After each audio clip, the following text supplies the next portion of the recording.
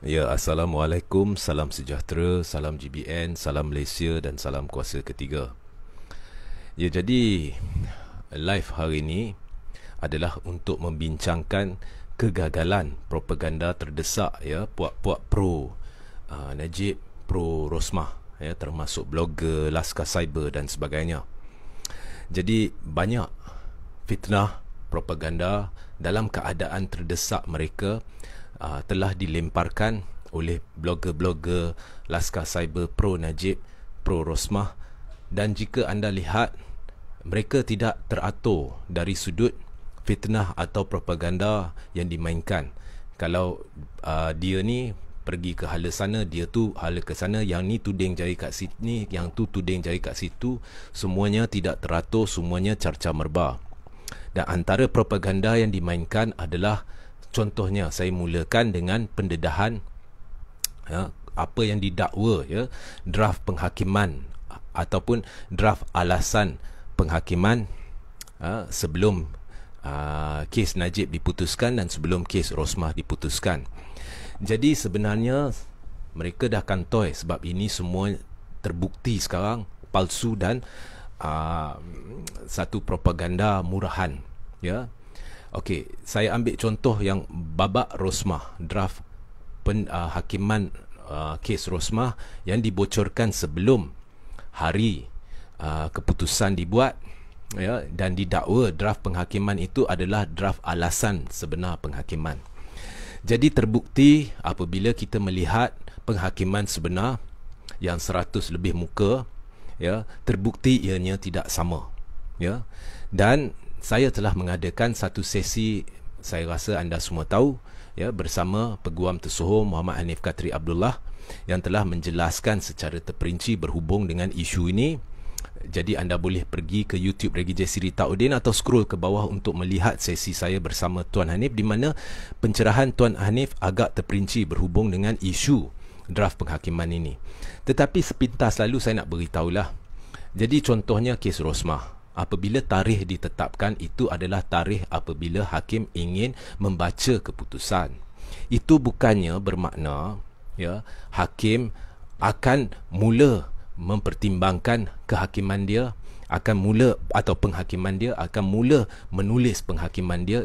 Sesiapa yang cuba menimbulkan persepsi ini, itu memang bodoh lah.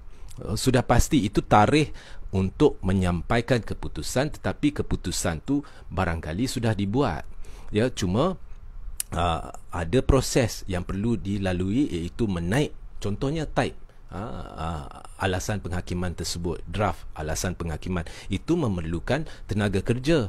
Jadi hakim boleh mengerahkan orang-orang dalam pejabat ke ataupun dalam bahagian mahkamah untuk membantu menaik draft tersebut.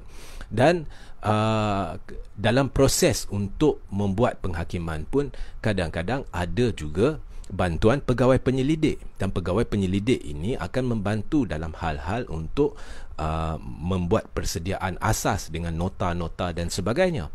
Jadi tidak ada sebarang keraguan, tidak ada sebarang kepelikan, perkara ni lazim dalam proses mahkamah atau penghakiman. Tetapi kerana terdesak, jadi puak-puak ini dengan bersekongkol dengan pihak yang tidak bertanggungjawab telah membocorkan satu dokumentasi yang didakwa adalah draft alasan penghakiman sebenar. Rupa-rupanya yang didedahkan tu bukannya draft alasan penghakiman, itu adalah nota-nota pegawai penyelidik dan sebagainya ya. Dan apa pun, ini bukan satu perkara yang pelik, cuma persepsi ingin ditimbulkan kerana majoriti rakyat ya, pakcik-pakcik, makcik-makcik, orang-orang kampung, orang-orang yang malah di bandar yang tidak celik ya, berhubung perundangan. Jadi nak timbulkan propaganda persepsi kononnya, oh ini adalah satu konspirasi terhadap Rosmah. Jadi orang ini kurang berfikir. Orang bila dengar benda ni dia akan percaya. Oh ya, macam mana boleh keluar dulu? Dia tak akan fikir, sebenarnya takkan hakim hari ni dia dah buat, dia dah tetapkan tarikh hari ini nak buat keputusan, takkan hari ini semua nak buat ya.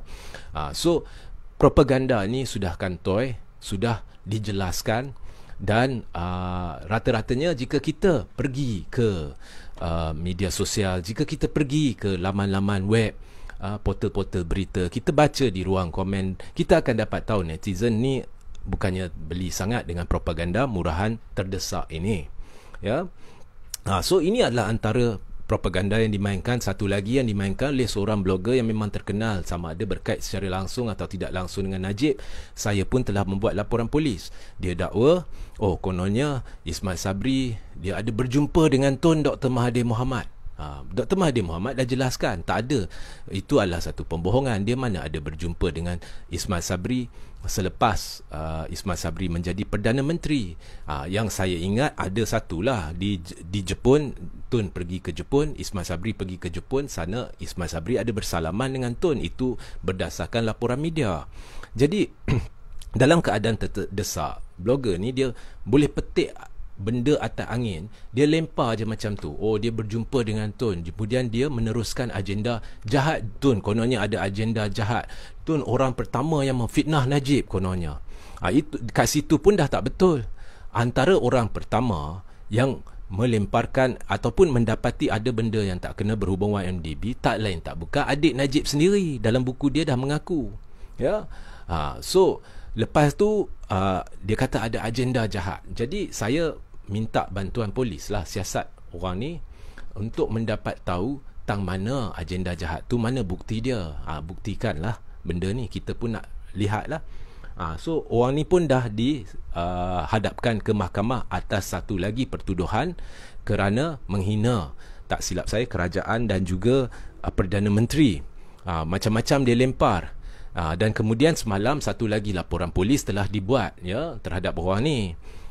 Laporan polis itu adalah dibuat oleh pegawai khas Perdana Menteri sendiri atas arahan Perdana Menteri. Kononnya dalam perjanjian antara Ismail Sabri dengan Muhyiddin ada perjanjian dibuat di mana peguam negara tidak akan ditukar dan sebagainya. Jadi bila saya baca benda tu, saya pun mengesyaki sesuatu. Jadi menggunakan sumber-sumber saya pun korek nak tahu perjanjian sebenar antara Ismail Sabri dengan Muhyiddin ni benar ke wujud benda ni. Tak wujud ya. Jadi petik atas angin, lempar, nak timbulkan propaganda. Ini memang sedang giat dilakukan, semuanya kantoi ya, dan tidak teratur, tidak tersusun. Kalau blogger ni dia pergi hala sini, kalau yang tu pergi hala situ, tuding cari merata sampai netizen pun confused ya. So kalau nak pencerahan terperinci proses mahkamah semalam, termasuk keputusan kes Rosmah, iaitu sabitan bersalah dan hukuman yang dijalankan, kemudian isu draft yang bocor ya, anda silalah rujuk kepada YouTube Regi J.C. Ritaudin. Perkara ini telah saya minta bantuan Peguam Muhammad Hanif Katri Abdullah untuk menjelaskannya, dan ianya telah dijelaskan dengan cukup baik oleh Tuan Hanif, dan anda boleh menilai sendiri bagaimana percubaan terdesak dilakukan untuk cuba memperbodohkan anda ya. So ini anda perlu lakukan, iaitu tonton live tersebut ya. Jadi itu sahaja yang saya nak sampaikan ya. Dan sebelum saya berundur, saya ada satu cabaran buat Presiden UMNO Datuk Seri Dr. Ahmad Zahid Hamidi. Saya menjemput Zahid untuk berdebat dengan saya ya dalam masa terdekat atas platform pilihan Zahid, iaitu media arus perdana, TV3 ke Astro Awani ke ya. Saya beri dua lah, pilih lah mana satu atau kedua-duanya, di mana topik perdebatan kita adalah perlu atau tidak PRU tahun ini ya. Zahid nak kelentong ke nak cakap apa, cakap lah di media sosial, tetapi kalau berani berdepan dengan saya, kita debatkan isu itu, baru anda akan tahu sama ada saya hanya sedang memainkan propaganda bila kata tak perlu PRU 15, ataupun saya sedang bercakap secara berfakta. So itu sahaja ya. Dan jangan lupa ya, viralkan cabaran debat saya kepada Zahid. Sehingga kita berjumpa di lain masa. Assalamualaikum, salam sejahtera, salam GBN, salam Malaysia dan salam kuasa ketiga.